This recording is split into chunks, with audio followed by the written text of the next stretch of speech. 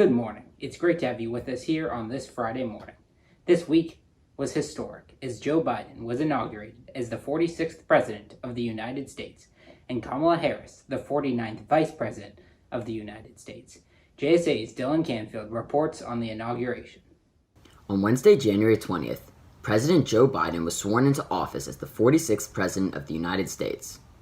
Biden recited the oath of office over a preserved family Bible, with the ceremony administered by Chief Justice John Roberts Jr. Moments before this, Vice President Harris was sworn into office, becoming the first woman and person of color to be elected as Vice President. After officially becoming president, Biden delivered his inaugural address at the same place where, just 2 weeks prior, violent rioters stormed the Capitol. The speech aligned with his previous rhetoric, focusing on the importance of the unity of the United States. Although he addressed the tumultuous times America faces, both because of the pandemic and the widespread division, his speech had an optimistic undertone, not only inspiring, but calling Americans to action to end the political division that's currently blanketing the U.S. Inconsistent with this message, his speech used the word democracy more times than any other president's inauguration speech. Max? Thank you, Dylan. The January 6th insurrection on the Capitol prompted a massive increase in security in D.C. amid fears of a potential second attempt on Inauguration Day. And thankfully, there was no second attempt.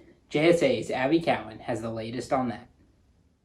After the horrific domestic terrorism that played out at the Capitol building on January 6th, D.C. was locked down to prevent the same thing from occurring on Wednesday, Inauguration Day. Downtown Washington was boarded up, streets were blocked by armored military vehicles, subway stations and roadways were closed, and thousands of National Guard troops filled the city.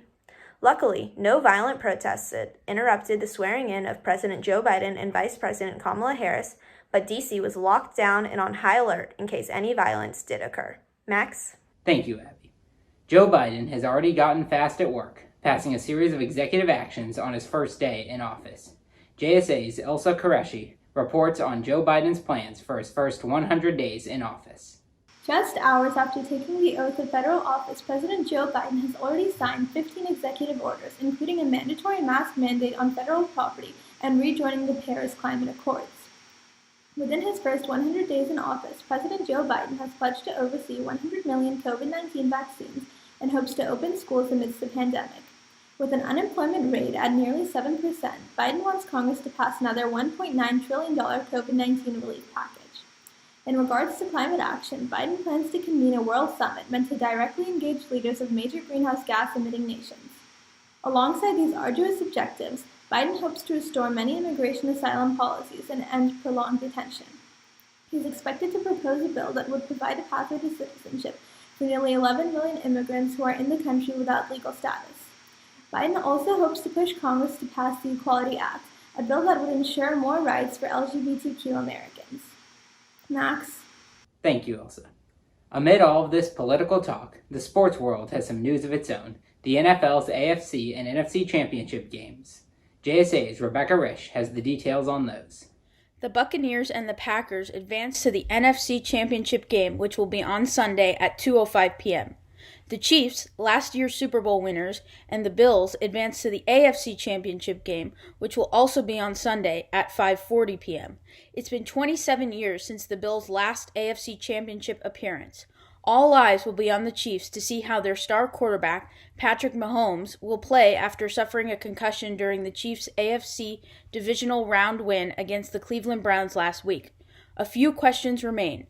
Can the Chiefs pull off another Super Bowl win? Is Drew Brees done with the NFL?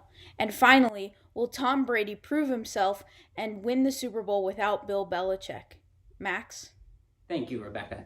Even with the vaccine rollout ramping up, we can't forget about the 400,000 people who've died of COVID-19 and the pandemic still spreading across America.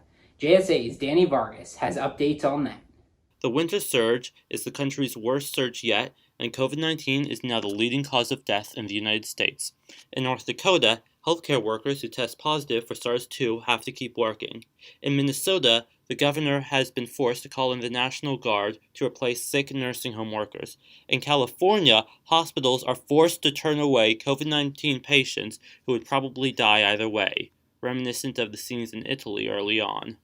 Thank you, Danny. And now we turn to Phoebe Cosgrove, who's covering the global weather events you might not know about. This week, Tropical Cyclone Kimi intensifies as it bears down on far north Queensland. As our climate crisis continues, scientists expect temperatures to increase faster than any time in the past 2,000 years. Across the world, Spain has had a severely impactful snowstorm that has killed at least 3 people. In Indonesia, a volcano spews hot clouds, but there have been no current evacuations. Stay safe, and I will see you next week. Thank you, Phoebe.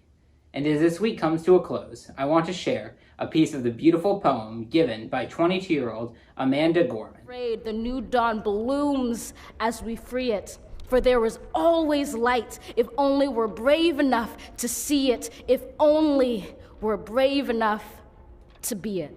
And that's this week's JSA Update. From all of us here at JSA, I'm Max Russell. Have a wonderful day.